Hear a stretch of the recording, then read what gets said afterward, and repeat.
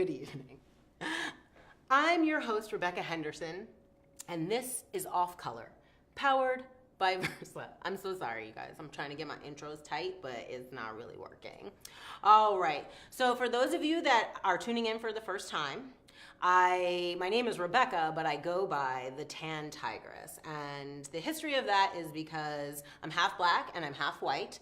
And one time at a dinner party with my brother-in-law, I mentioned that I'm so militant, I'm like a Black Panther. And he said, more like a Tan Tigress. And I thought that was like super accurate. So I'm like, I'm with it. So you can find me on the social medias at Tan Tigress. Off Color was born out of essentially the 2016 election when it became very evident that racism had not gone anywhere. I mean, black people knew that already, but everybody else got surprised. So we felt like we wanted to make a space for people to have conversations. So here we are currently being powered by Versa Colorado. Versa Colorado is your home for your local connection to all things Colorado news. So go ahead, if you haven't already liked the page, please do so. And like leave a little note like, oh, Rebecca is the bomb, or like, I love the Tan Tigress. Okay. We are going to be getting into some serious topics. If you feel uncomfortable when we talk about race, identity, gender, you should probably turn up the volume and sit back and get ready to learn some stuff and open your mind. I'm really excited to have a guest tonight. You guys are really lucky and fortunate. We are blessed to have Miss Kerrie Joy. She is a poet, a singer, an artist, an educator, a dope queen, and she's the best. Kerrie Joy! Welcome, Kerrie Joy!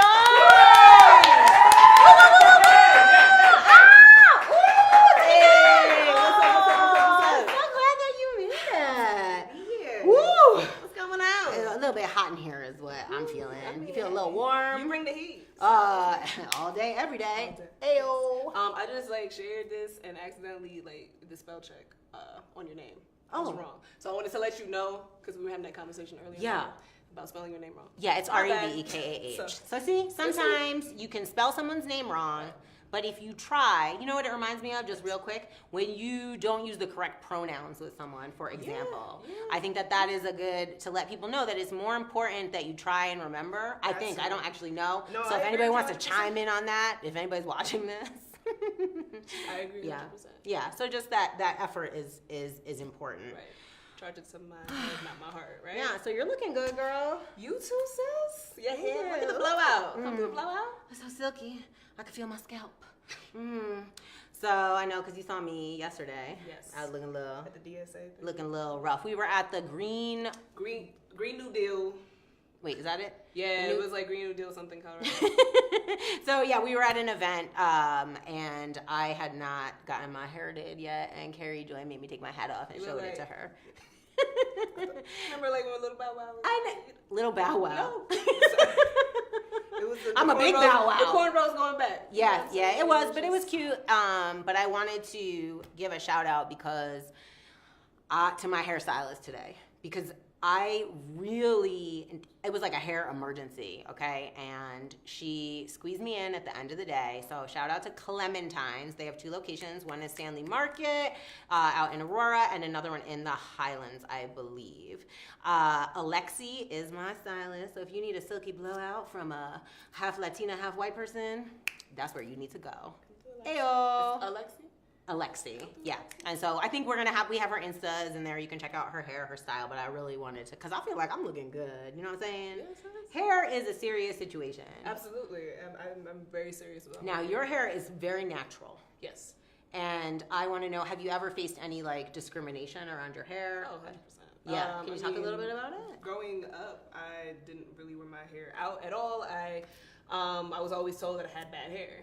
And so I just viewed it as such, and it's funny because I used to want to be Puerto Rican. I know it sounds really weird, but people I wanted think to be Puerto Rican. Yeah, exactly. And so there was I thought, here's the thing, Puerto Ricans have really thick hair too, though. Yeah. You know what I mean? There are people, but at the same time, I just remember I was like, I want that straighter hair, but I don't want to not be a POC. So I was just like, let me I would love to jump there. That's how I felt about my hair. You know what I mean? Yeah. And so anyway, after a while, I used to have like Senegalese twists in my hair a lot. I used to do a lot of like cornrows, box braids. It took up so much of my life. At one point in time, I remember taking my hair out of my braids, and I was like, I like this stuff. Yeah. Like I was really cool with it. Yeah. I was like, God, fuck it. I mean, excuse me. Can I? I'm so sorry. My bad. I apologize. Yeah, I decided that I wanted to just go ahead and you know. Yeah, just be yourself and be your natural self. Absolutely. Well, something that is good news that I saw today is the state of California, the Senate in California has passed something called the Crown Act. Have you heard about this? Yes, I have. Okay. Very briefly. Yeah, do you want to speak on it at all? Well, I was just going to say, I think that they need to communicate with Houston, Texas right now. Did you hear about the school? There's a school down there where one of the principals was banning people that wear like pajamas and satin bonnets to drop off or pick up their kids. And so I know it's not the same exact thing, but you're targeting very similar. A very same specific population. group of people. Exactly. So I'm just saying, you know. Yeah, but kudos for real. Kudos to them. It's just madness that this stuff is still happening. Well, so what I thought was very interesting the Crown Act, in case people haven't seen it, what the acronym stands for is Create a Respectful and Open Workplace for Natural Hair.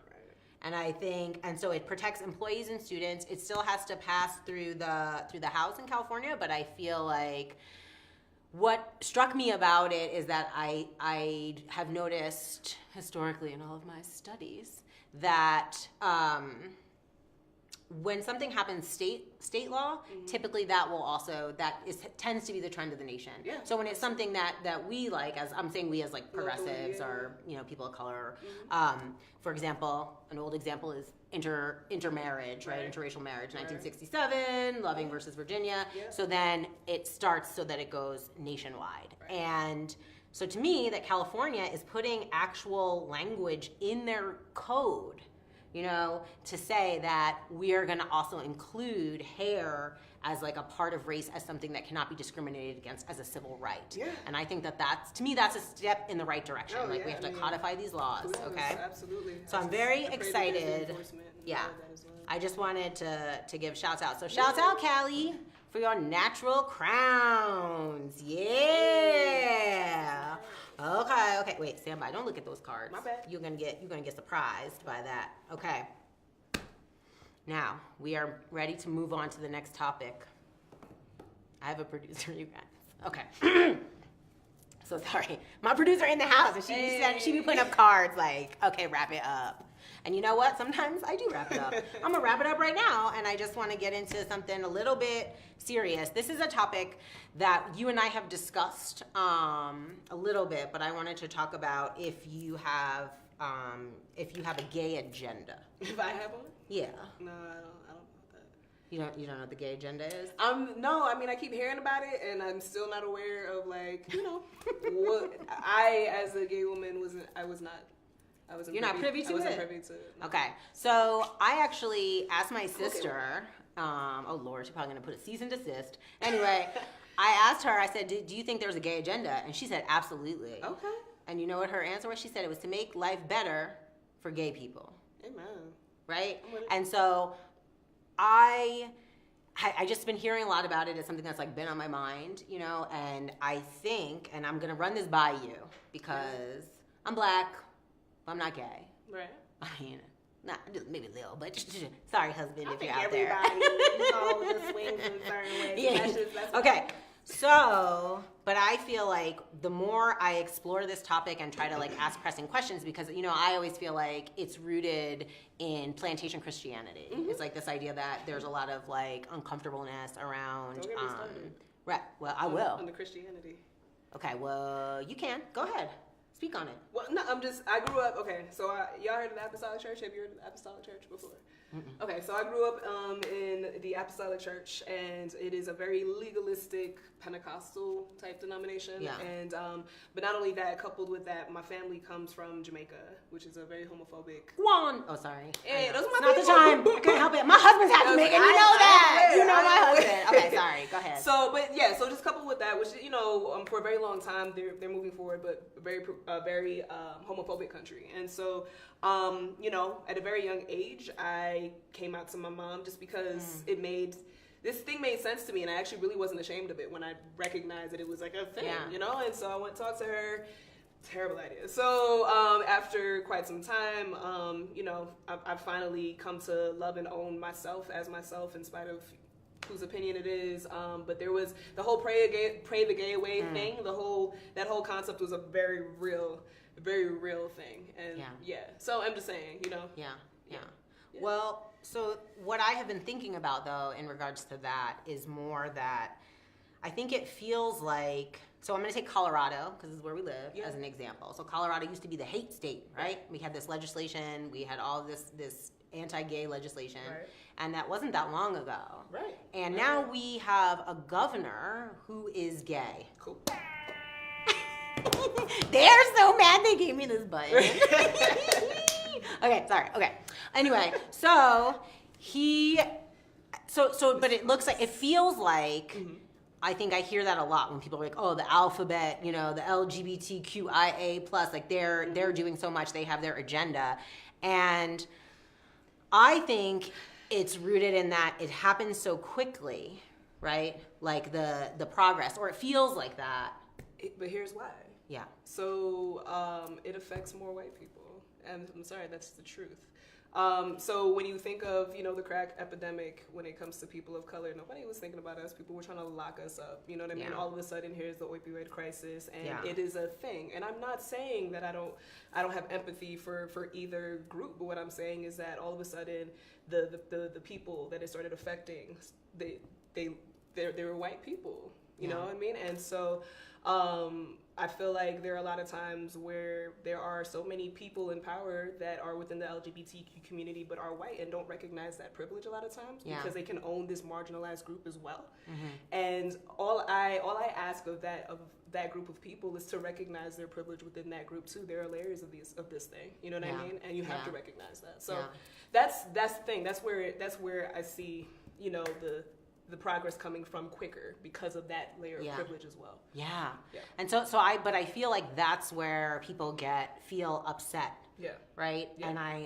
I don't have an answer for it. I just want people to think about it a little bit. That's what I always say. I'm like, just think about it a little bit. Because, I have an old black daddy, and, in some people's houses, the word is, when someone says, what's the magic word?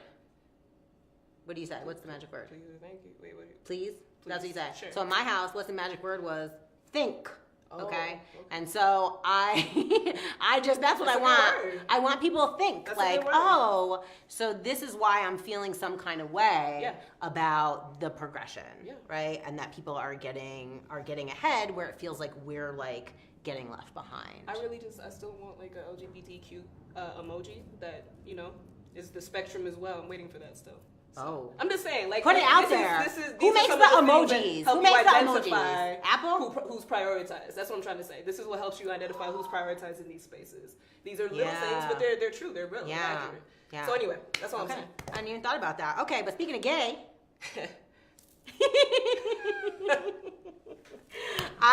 your wifey. That's my boo. Right? Is Candy Silavaca, and Candy. Boop, boop, boop, boop. Candy. Candy on the phone, like, where are you, Kerrie? Yeah, that's true. That's exactly what she's asking. You can see where she is. She's right here with me. Okay. So Candy is one of the subjects of the documentary I'm working on. It's called Running with My Girls, and so I've been following her. And we were friends prior to this. So I before the election started, all like really started going. Yep. So you are essentially, you're like a campaign wife on the trail. Right? And I am curious, and I want to know, because I know I'm there, I'm filming stuff, but like we haven't sat down and had like an interview with you yet for the documentary. So without like messing up my documentary, girl, can you just talk a little bit about like some of the things that you have learned from working? Because like you're like basically her campaign manager. I know you're not her campaign manager, but it's like when I want to know where Candy is, I ask Kerrie. Right? You know what I'm saying? Like, I'm like, oh, Kerrie, because I don't want to bother Candy. Right. I'm like, oh, let me bother Kerrie. I don't mind bothering you. No. No. It's crazy. It's madness. I mean, here's the thing. I met this woman, Candy Tedebaka, that's just completely like, taking me down this journey of love. And wait, can you say where you guys met? At the Women's March. I think that is so cute. To me, we were both speaking. That is like the meet cute of my life. I don't know why. I just think that's really adorable. It was, listen, I was scared. I was like, who is that? But I was so nervous that, she wouldn't be interested in me. But yeah, some way, somehow, she, more than anything, she made it happen. And because she knows what she wants. And she wants power to the people. That real talk all day. So that's what I'm saying. So I met her, recognized so much her love for humanity, her love for people, her love for giving us helping us understand what we deserve, and just providing us with the tools to try to get there, right? And I recognized that very quickly. And I mean, I fell in love with her love for humanity and with her as a human being. And I have the luxury, I'm not gonna lie, I have the luxury as I am an independent contractor doing, a lot of freelance work to help her out a bit more, So listen, they will try to chew you up and spit you out in that arena, and I feel like I couldn't let her do it alone. I just couldn't, because I know where her heart actually is, and I know that it's for people, and so I had to run with her as best as I could. I had to run with her so that she wouldn't get worn out. Sorry. You can say the hell, okay? You can say the hell in here. You can say almost anything, but the first time I cursed a lot, and I got some feedback on that. Anyway, this is what happens when you get powered by someone. You know what I mean? Like you gotta, you have to sometimes match their conventions. I understand that. Okay. So yes. So you mentioned it did, but you mentioned that this can really chew you up and spit you out, right? This political game. And I'm seeing that too as part of the documentary. Like, I'm seeing what happens. So, like, my homegirl, Lisa Calderon's running for mayor. So I'm like, hey, right? But I see it. I see it online. I see all these terrible things. Yeah. And you guys had an incident, Candy, during a debate. Yeah. I can't remember. Spoke some truth to power? She did. She's not afraid to speak truth to power at any time of the day. Man, I think she's dope. But she was in a debate, and what she mentioned, something about like capitalism not working, or do you remember what she said, she said that, it was pretty clear that capitalism wasn't working for all of us, basically, and that there are a lot of people, like if you look into some of these, if you look into what's going on now, these movements that are happening now, like this younger wave of people, they do think more socially than others, than a lot of their past generations, and it's actually been proven. I've seen some things come out from Harvard and Rutgers and things like that, just proving that they are looking towards a different economic system, honestly, because it's not working. And so she was saying that we're kind of in late phase capitalism because things are not working for all of us. And so, but she was talking about community ownership and things of that nature, because we do need to kind of get back to that place of not commodifying people and human dignity. Yeah. And so, one of her opponents ended up calling her a communist without her ever saying the word communist or claiming communism. But she believes in real democracy. She believes in working for everybody. Yeah. And because of that, it got on a Being Libertarian page, and rape threats, death threats. We got phone calls. People posting the links of some of her events onto the thread, and so we were a little nervous that people might try to show up, but just an uprising of ignorance, really. Yeah. And so it was scary. She's my first priority, so I made sure she was okay. Yeah. But ultimately, I know that she's doing something right, and so this is what happens. I just feel like it's, no matter what happens, something terrible can happen to anyone, but when you add in being a person of color, I feel like it just ramps it up another level. 100%. And the kinds of threats and the things you're they're more saying. threatened by an educated person of color I mean, it's just the Yeah. truth. And every single time an educated person of color has risen up and has activated people, they've always been a target. That's, I mean, historically, that's just the way it is. Yeah. So, but we What's gotta going keep on, Leah? Jeanette Howell says, Kerrie and Candy. Banana tree. K-I-S-S-I-N-G. Hey, first, You guys, that's my move. you guys did do kisses for Tickets or something. That was, It was I like didn't. it was a come up with that. little scandalous. I That thought. felt awkward for me. Okay, I'm an awkward individual, but I did what I needed to do. Whatever. Who else we got? She says, she What's also, up, oh, she's Jeanette? got good things to Say- say. oh. What's up, Jeanette? All right, Jeanette, lay it on us. She says, Rebecca looks like light-skinned, skinny Oprah with Skinny Oprah. Light skin, Oprah. Oprah, I'm gonna meet you soon, girl. It's happening. I'm putting it into the universe. It's I'm gonna meet Oprah. It's gonna happen. I'm gonna interview Oprah for Versa, Colorado. I can feel it in my bones, Amen. fam. Put it out into the world. Okay. Yes. Whew. Any other comments, questions? Tammy Ball says, in solidarity with Candy. Yeah, okay, thank Yay! All Appreciate right. the We people. like that. Thank We you like so, that so, so so much. much. We Okay. need you. I was just saying about the harassment piece Yeah. because I myself experienced it on a small level. Right. You know, with my Michael Rappaport beef. I know you guys have a beef with a D-level celebrity on Twitter. Can Google it. But anyway, but I saw how it came, and for me it was hardly anything. And what happened to Candy, I thought was really What happened to you? awful. I'm sorry. Oh, it was just Michael Rappaport was like tweeting at me about, and then sending me all these like weird like oral sex like memes and stuff. And then he has a dummy account that he pretends is his son. Yeah. And you know, Michael Rappaport canceled. I used to like him back in the day, Zebrahead, but now anyway, I'm scared now. Michael Rappaport got some rabid ass fans, okay? Yeah. So anyway, I'm just saying, they came for me on the Twitter because I have like 5 followers, right? Right. And he retweeted so his followers would come for me. Got you. That's it. That's usually Okay? how And it guess what? goes. I'm blocked by him now too. I'm blocked! Ew. Okay. Yeah, girl. It's Very crazy. serious. It's not Okay. just- it's- So, yeah. but speaking of harassment, I want to talk about something. To me, this is a little bit serious. So I'm just first. Let me take a little sip of this, okay? Because I'm a very serious person. I know you don't drink. I mean, a little bit. I dabble. It's okay. It's okay. You don't have to drink. I'll drink alone. All right. I want to talk about the harassment of our unhoused neighbors in the city and county of Denver. So Colorado, I know you out there watching, and I know sometimes it feels really Denver-centric on this because this is where we are right now, but you are here. Just comment on stories that maybe you want to hear from your town or things you want to share or local elections or anything else like that. I just want to like put that out there, that it is a little Denver-centric. However, we have a proposition on the ballot coming up now called 300. Yes. They do it by like Right to numbers. survive. It's the right to survive. Yes. And what do you know about right to survive?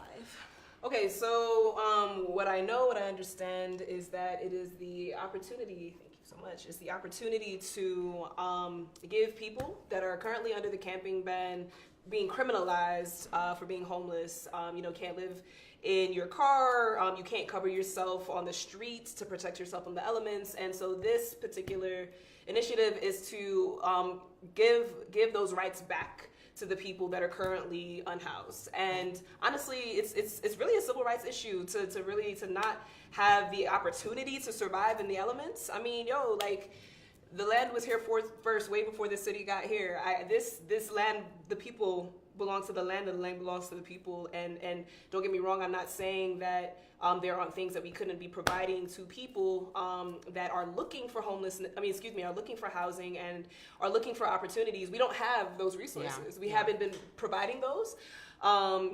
Just yesterday I experienced something with the camp. I don't know if you saw it on Instagram. No, can you talk about it? Because I got a kid and stuff, girl. I can't always be on Instagram. No, But when I am, get it's on it. Tan Tigress. I get it. No, but it was Candy is using a platform for sending messages, to people. And 3 weeks ago, we sent like an April Fool's message about your ballots coming out. And then literally yesterday, somebody responded to that message saying that they were thinking about ending it, that they think that might be their last night because basically they were saying because, you know, I haven't had a job in about 4 years. I am tired of living in my truck and sleeping up in the back of my in my truck, and it's, you know, causing me to be sick and not my body to, you know, kind of fail and things like that. And so we were just having a conversation back and forth with this person and trying to find them the resources, and it was crazy because there were practically none available. I mean, we were calling places, everything was closed.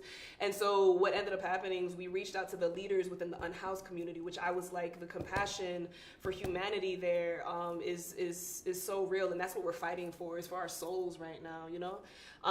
And so anyway, they're the ones who were able to give us some resources, and you know, unfortunately, I don't think the guy ended up reaching out to him, but anyway, yeah. So, but it was just hard to find anything. And so that was the encampment on Curtis, or like 27th and Arapahoe. 27th and Arapahoe. Which is crazy because they swept them from there and, you know, moved the fence to the end of the block, and so that they can't, you know, they can't stay there. And I'm just like, this land is literally just sitting here. Yeah. You know? Yeah. Well, why do you think, I know what I think, but why do you think that they don't want us to see these people, because they're people? Absolutely. You know, why don't people want to see them? Because I mean, it doesn't make a place desirable. You know what I mean? What's happening right now is that, you know, Denver is really it's attracting a lot of tourism. It's, you know, it's attracting a lot of new people. I am a new person. I moved here about 2 years ago, but it was very easy for me to see a lot of the things that, you know, had taken place in New York happening right here when I got here. And I was also in a very different place in my life, and so I started to get more active and you know, just realized that this is happening to Black and brown people everywhere, Black, brown, and poor people everywhere. And yeah. Well, here comes Leah. Here comes Leah. She got questions from the Facebook Live. Jeanette Balzer, White Jeanette. White Jeanette. My coworkers think that people are going to camp on the library lawns, in the parks, and they're going to poop all over the place. Can you set them straight on this? And Janice Matsko says, I heard someone say we can't have things like pride festivals in Civic Park if we can't ask people to leave the park. Thoughts on this? Clearing out homeless folk. Yeah. Unhoused folk. So, okay, here's what I think. I was talking to Candy about this the other day, and about how when I was living in New York, there was a very different relationship with people that were living on the streets. Like, don't get me wrong, they weren't as villainized. You know what I'm saying? They just simply were. They were actually a part of the community. And what we need to recognize is that, you know, even though they're trying to paint this picture of these mentally unstable homeless people, which some of them are. Yeah. I mean, if you're living on the street for God knows how long, 233 unhoused neighbors died last year. That's more than those that died from gun violence. That's more than those that died from overdoses. You know what I mean? And so this is a real crisis. And but we're not providing them with the actual resources. We are currently, like Hashim said, we're currently living under a no on 300. Yeah. And so if they're not doing those things right now, then what makes you think that all of a sudden they're just gonna be, you know, chilling in these spaces? But also when it comes to like Pride Fest, listen, if that's their home, if that's where they are, like, I'll have it around them. Like I'm not sure I understand why it's an issue for a person to exist right there, because it reminds you of poverty. Oh, I'm sorry, it exists. Yeah. So let's address it. Well, and so that's something that, like, one of the things I like about, like, our homegirl, Dr. Lisa Calderon, when she says, you know, we like to look at homelessness as, like, an individual failing, but it is actually a societal failing. Absolutely. Like, we have to address these, like, underlying issues and not criminalize it. So that's why I'm voting yes on 300. 100%. And guess what, y'all? I'm fancy. And I do not want people camping on my lawn, but I know they're not coming to camp on my lawn. So I think we did that. That's what anyway. Yeah. No, policy did that. So policy can. So I don't think it should be. I just don't think it should be criminalized, and I don't like it, and I feel like the administration currently is really criminalizing people, and I just want more compassion and less criminalization. You know what I'm saying? So that's very important to me, that people understand that, because I do think, and I think that's a really good point. Again, Hashim, who was on the show the first episode, he said that. He was like, we already live under it, right? Exactly. It's already happening. You can't, people are like, they're going to camp in the parks. It's like, And I'm just They're like, already yo, going to camp in the park. and if you care that much, all of that money that you are giving towards this initiative to oppose it, why don't you put it towards real solutions? And I mean, people keep asking that, and it seems so simple, but no, we're I mean, does still not anyone know doing the it. ticket? I think it's millions, isn't it? I mean, it's almost $2 million at this point. I think $2 it's like million. 1.7 or something. It's getting up there. Yeah, and then the sign, what they put is they say, we can do better. So why haven't you? we? And I feel like that's such a great and important question. If we can, then why aren't we? Like, we should be, period. Yeah. Period. So, no excuses. that is kind of distressing to me, but I feel like if you need more facts, go in the links. I think somebody put something in there and you can check on it. But if you want to know, the Tan Tigers is voting yes on 300. Kerrie Joy is voting yes on 300. Already voted. Candy Sidabaka voted yes on 300. Okay. So I just wanted to I'm be... blushing because she just... Oh, she is here, but we're going to pretend she's not, and we're going to carry on. It's inappropriate use of this, but I just really like it, and I just want to press it. I just want to press Whatever it makes all you day. happy, sis. Okay, so here we go, fam. You guys ready? Moving to my next segment, and I know you're a singer, and so I would hope I'm trying to get people to maybe do a little of recording. You don't have to do a performance, but this is my song, so I'm trying to work on this. So it goes like this. Positive news for people of color. Okay. Try it. Give me a few bars. Here we go. Positive news for people of color. Ooh, I like it. I don't know. I like it. Fantastic. So that's something I like to get into. I like to talk about some really good and positive things. But before I actually talk about the positive things, I just have one question for you. Yes. Okay, if I may. Producer, may I? Yes, you may. Thank you. Okay. Are you familiar with a song by Billy Ocean called Caribbean Queen? As a Jamaican woman, now we're sharing the same dream. So I'm not? You're so young. Here, Okay. no. But You know here's she also- called me auntie, and I'm like, I am not an auntie. Auntie is my auntie. My Can I auntie's like 70, Can I clarify? and it just Can I clarify? feels. Here's the thing. Remember when I was telling you that I grew up in the church, right? So a lot of the old Jamaican songs that I know, you don't know. Yeah. I heard a lot of old... It's not Jamaican. Oh, well, you were saying that It's it was... British. Oh. I think. Someone should fact check me at any time. It's from I the don't UK. know. I'm No, sorry. no, it's okay, but it's just that the title of it was very popular years ago. Yes. And maybe if you guys go to some retro 80s dance party, that seems like a thing millennials do. I am not your average millennial. I'm a zennial, okay? I'm not old, but I'm not young either. Okay. So the original title of that song was European Queen. And then it was a failure. And then it became popular when they changed the title to Caribbean Queen. And I was shocked by that news. I'm trying to tell you, man. Yeah. They're still profiting off of black and brown bodies. I talked about it last night. Lay it on me. I know. They never stop trying to profit off of us. That's it. So, that's real tough. So, join my Patreon. Do you have a Patreon? I do, actually. I mean money. Kerrie Joy, Kerrie. Okay, perfect, J-O-Y. perfect. All right, so let's do. So do the positive news for people of color song. Now I'm ready. I Go forgot ahead. how I did it. Positive news for people of color. But sing it really good. Sing it like you in church. Oh no. Y'all Okay. ready? It's too quiet in here. All right, just do it. Positive news for people of color. That's All it. right, here we go. Okay. So we got some good news today that I did see that the cash bail ban, Oh yes. who our friend Elisabeth Epps, What up, I've been doing that thing. okay, helped to get passed, and she was working on that legislation, which lowers, it gets rid of cash bail for like low level, for petty crimes. because people are like locked up in jail and they're like dying and stuff just because like, Because they're forced to survive. yeah, Yep. right? Uh-huh. Ugh. What are we gonna do? Shoot.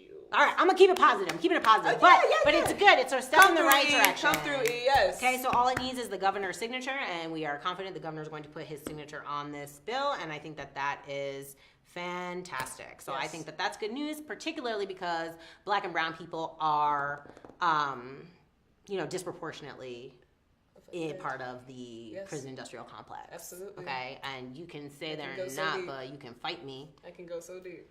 Whew, no, we can't. We gotta wrap it up. No, I'm saying that. This lady's like, wrap it up over here. And I'm like, wait, I'm not ready. I'm not ready to wrap it up, guys. But I really Well, because one of the facts from that, where it rose out of, was that a man sat waiting for 3 years, okay? Because he had a $3,000 bail, and because he was accused, not convicted, nothing, there was no trial, accused of stealing a backpack. What are you going to jail for 3 years for? Okay? So, now that is not going to happen anymore. Ken says the governor signed. He signed it! Hey! All right, Polis, we see you, and you still owe me a call, honey. Okay. Got some things to talk Anyway, about. that's like a whole other issue. All right, so so we also want to give a shout out to Colorado Freedom Fund, Yes. which is Elisabeth Epps' doing the work. nonprofit where they bail people out of jail, and so just give a shout out to them. You mentioned the tampon one too. Oh, I didn't get into tampons. Sorry, I didn't Jumping ahead of My the bad, game. my bad. That's I okay. apologize. That's okay. Okay, Yes. ready? Yeah. Tampons. So last time I was on, we had the tampon tax in Denver. Remember, I mentioned that like how things go. So that is another good example of why it's really important to know what your legislature is doing and your city council people, because that passed to get rid of the tax on tampons. There's like a luxury tax on tampons and pads and feminine hygiene products, right? But it's only Denver. But eventually it's going to go statewide because like we're kind of like setting the tone for that. Right. However, what I am talking about is another Elisabeth Epps success story. Yes. And there was a video here on Versa Colorado, but she was incarcerated and they weren't giving them any tampons. And that seemed crazy. Mm-hmm. And so they just, it passed the state house for free access to jailed women, okay? So that they can get free access to tampons pads. Just like human dignity, you know what I'm saying? And so I feel like it's good news, in my opinion. Absolutely. You know, I feel like it's just let's honor that these are people. Yes. But I did want to. She really is, and I wanted to shout out our House Representative Leslie Harrod, and I just want to read a really beautiful quote around this legislation. I say, if you can't say the word tampon, you don't deserve to regulate it. I just think that is so great. I don't know. It just like that just like made my day. I really liked hearing about that.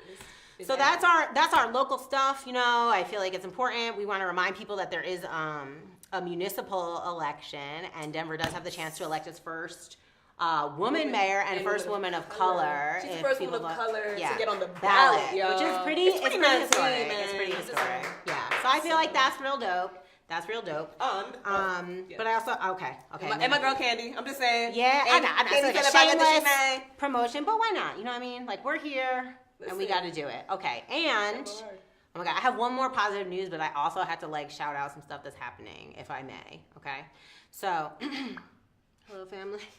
Oh hello. Okay, I know. All right, so if you like what you're seeing. Or if you don't like what you're seeing, I'm sorry, that's not my problem. But if you do like it, on Sunday, the Off Color podcast will be doing a live show at the First Unitarian Church, which is located in Denver, Colorado, at 1400 North Lafayette Street. We have a show at 12:30, and it's going to be live. We will have a very special guest, Jeanette Vizquera, who is currently in sanctuary at the Unitarian Church as she fights her deportation case. Congressman Joe Negus's, I think he's working on a private bill, which is a whole other thing. But anyway, we are going to have Jeanette as a guest and Greg Mortimer from Casa de Paz Volunteers. So if you're interested in that, 12:30, it's like a $5 suggested donation. We're going to have some food, we're going to have some drinks. It's church, but it's fine. Don't worry about it. So that'll be 12:30. So check that out. There should be a link to that in the comments here. And then the other thing, I'll mention that after, if that's okay.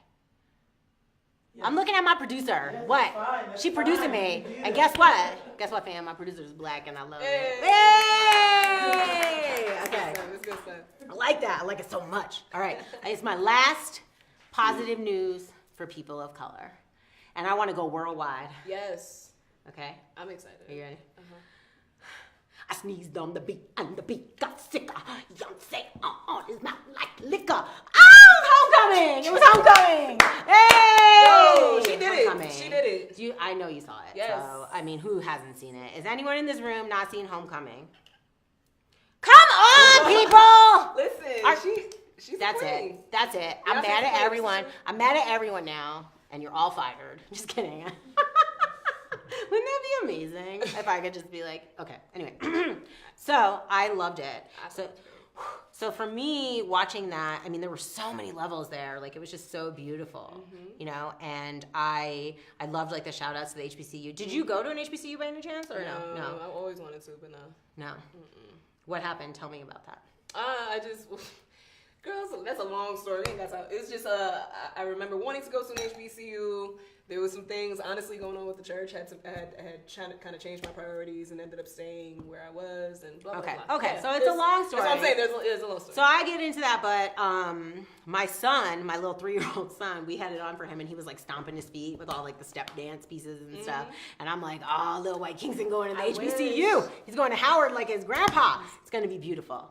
So, anyway. I mean, she painted a beautiful picture. She told an amazing story visually, a story of herself, of her blackness, of, you know, of all of our complexities and just our beauty. And, I mean, I think it was great. And I think that, like, she made the entire world, like, recognize and pay homage to Black beauty and culture in that moment. It was beautiful. It was beautiful. So, shouts out to Beyonce. Ooh, Beyonce! One more. Oh, come on. Can I press it one more time before I wrap it up? Okay. So anyway, I love Beyonce. I pretend I'm Beyonce all the time, actually. Nobody knows, but it's fine. So I wanted to let you guys know our next show will be May the 9th. Okay, and it's going to be after the election. I'm pretty sure there's going to be runoffs, but my guest is a legend in Denver, Colorado. My guest is Tamara Banks. So you're definitely going to want to tune in for Tamara. I'm really excited about that. And I think that's about it, except for one more thing. I like to give people a little gift. So I have a little gift for you if you want to give it to me. Okay, here we go. So typically I like to shout out people who are doing cool art or something like that. But on this day, I'm presenting this book to you. And it's called A. Oh, they don't know nothing about this. A is for Ackies. What? A Jamaican alphabet book. And it is written by me, Rebecca Henderson. Oh shit, I get my own book as a surprise. I'm shouting myself out. When did you do this? I did last year. So the same boat. Yeah. Patties. Oh, shoot. So that's I know you're from Jamaica. You want to see the cover? Oh, yeah. That's dope. My cousin, Nancy McBride, did the art. Okay. This was a very, like, multicultural presentation. Cool. It's dedicated to my son, Kingston. But I thought you guys would like it. And maybe one day when you have a baby, you can read it to your baby. So that's cool. But I also wanted to let people know that on May 11th, I will actually be doing a book signing for this book, A is for Ackies, at Teely's, which is located at 611 22nd Street, and that's May 11th. It will be midday, so look out for that. You can follow them on Instagram and Facebook or whatever. We'll get that to you. You know, we don't have everything all together. That's how it goes sometimes. All right, so. Sorry, that just really warmed my heart. It did. I'm Thank so you glad. much. You know I love Jamaican stuff. Ackies. Ken makes it for me all the time, girl. Yeah, Okay. All right, fam. Thank you so much for tuning in. Remember to come see us on Sunday at the Unitarian Church at 12:30 if you're interested in that. And follow me on Twitter. Kerrie Joy, what do you want to shout out? Oh, just wanted to shout out my podcast that I have. We're actually going to be starting up again on Sunday, thesitpodcast.com. And also just check me out as a poet, educator in this area, kerriejoy.com. KerrieJoy.com. Yeah, you're so talented. Thank you so much. Thank you. Love you, girl. All right. Hey. Good.